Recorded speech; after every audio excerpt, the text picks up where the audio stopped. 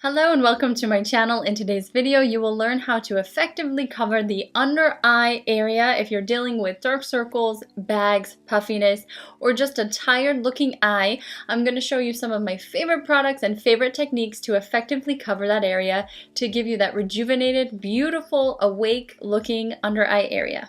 I'm going to do half of my face so that you can compare and see both sides and compare the before and the after.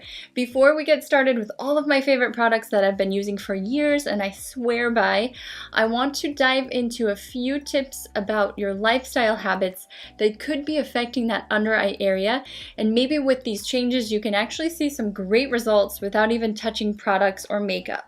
Number one, I want you to try your best to get the recommended 8 to 9 hours of sleep. I know it is so difficult. They just came out with scientific studies showing that women, especially adult women, definitely need that recommended 8 to 9 hours of sleep. So as long as you're setting that as a goal that you can try to get to, it will make a huge difference not only in your under eye area and your health, but your overall skin. Number two is trying to avoid really salty food or greasy food. These cause your body to retain water, which is why you get that puffiness. And it's really important that if you have an event the next day that you try to avoid those foods the day before. Number three is if you are a smoker or you are drinking alcoholic beverages, just keep in mind that those do have a huge impact on the overall appearance of not only your skin, but definitely that under eye area. So trying to avoid alcohol and smoking is really going to make a big difference in that under eye area. And number four is getting enough water. So of course, it's always been known that you're supposed to drink plenty of water. 8 glasses, some people go back and forth and say it's too much, but personally I drink about 8 glasses of water a day, and that's what my body needs. I've gotten my body into the habit of drinking that much water, and I know if I haven't had that much water in a day, and I know my skin will feel differently the next day. So definitely making sure that you're hydrating your body and you're cleansing your body with water, because you're washing out those toxins. And it's really important that, especially if you're exercising or you're doing something that's labor intensive, that you're drinking water so that you can flush your system and keep your system clean and healthy. So now with those lifestyle tips, hopefully those can really make an impact on your skin. Of course, it's not going to happen overnight, so you have to get into the habit of those and see how your skin reacts after 4 to 6 weeks. You'll really start to see a really measurable improvement after about a month. Now let's dive into the products and the techniques. The first step is making sure that your under eye area is well hydrated with the correct products, and avoiding products that have fragrance or any type of dyes or synthetic harsh chemicals that are going to irritate or cause any bumpiness, also known as milia, in that eye area. The Mint Pear Under Eye Nourishing Cream is of course what I use. I use this twice a day, and this is going to be fragrance free and it's also going to be dye free. So I have no allergies to this product at all.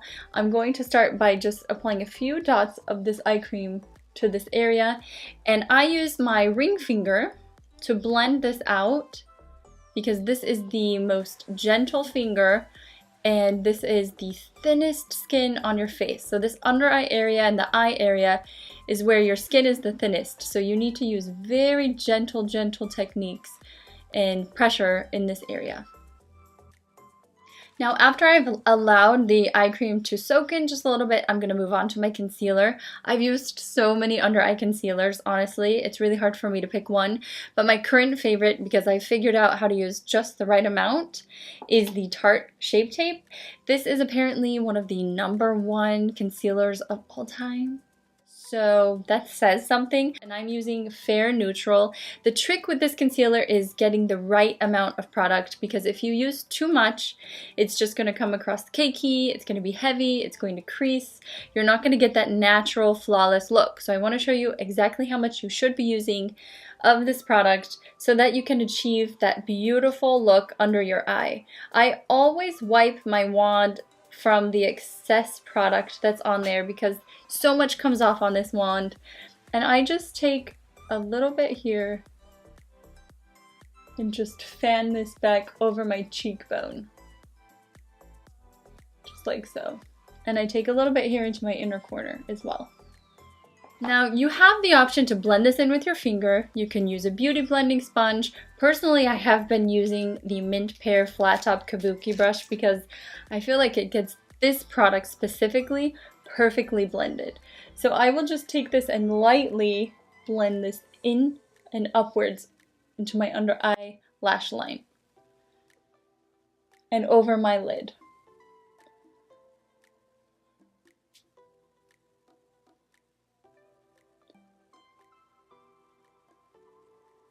And blend this down into my foundation so that it's very seamless. So now that I have blended in the concealer, I'm going to set this in place.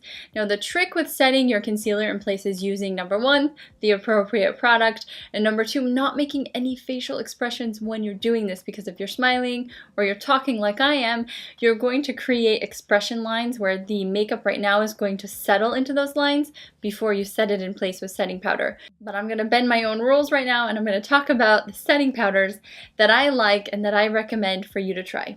The drugstore setting powder that I recommend is the Fit Me. This is the Matte Poreless in 100 Translucent. I think this is a great setting powder and it does a fantastic job. And the next up is the Bye Bye Pores by IT Cosmetics.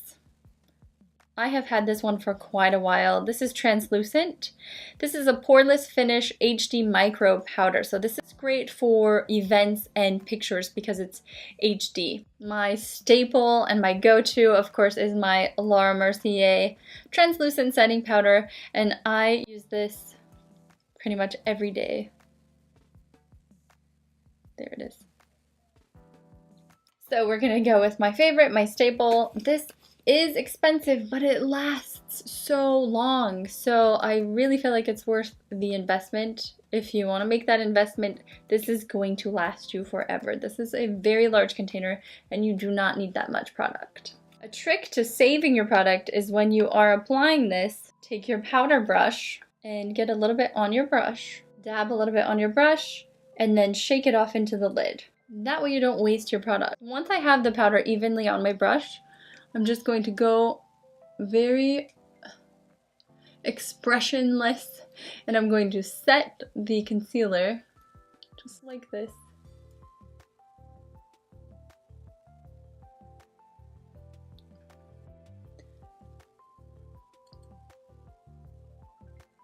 Over the entire eye area.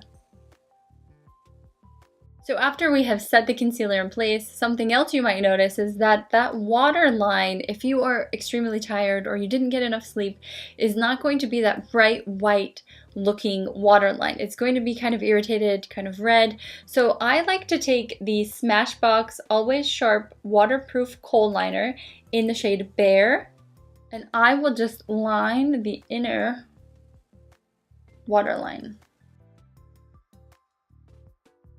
This might look a little odd since I don't have any mascara on, but I'm going to show you the completed look so you can see what it looks like. But that really just opens up the eye. It gives it that bright, wide, awake look. It actually enlarges the eye, so it makes you look like you are fully aware and coherent and ready to take on the day. The next step is taking a light eyeshadow, or like I'm using right now, which is the Laura Mercier Vanilla Kiss Caviar Stick Eye Color. And I'm just going to go right into that inner corner of my eye to really brighten up this area, this inner corner. And then you can just take your finger and blend that out. The last step before I move on to my eye makeup and my mascara is taking a little bit of highlighter, and I'm going to use from the Lancome kit, taking a little bit of highlighter and just popping that into the inner corner of your eye. So with a Mint Pear crease blend, I'm going to take just a little tiny bit here and just go right lightly.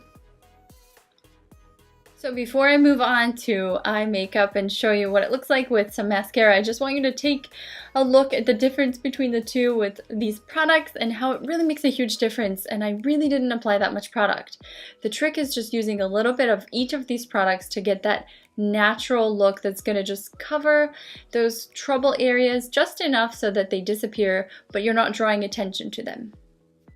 So here you have the completed look with just a little bit of eyeshadow and mascara compared to the before, so that you can really see the difference side by side. With the right products and the right techniques, you can really achieve a great coverage. I hope this tutorial was helpful. I'm going to link all of these products, of course, below in the description, but if you have any additional questions, just leave them in a comment below and I'll be sure to respond. Thank you so much for your support and for subscribing to my channel, and hit that notification bell so that you do know when new videos hit my channel. Thank you so much for watching and have a beautiful day. Take care.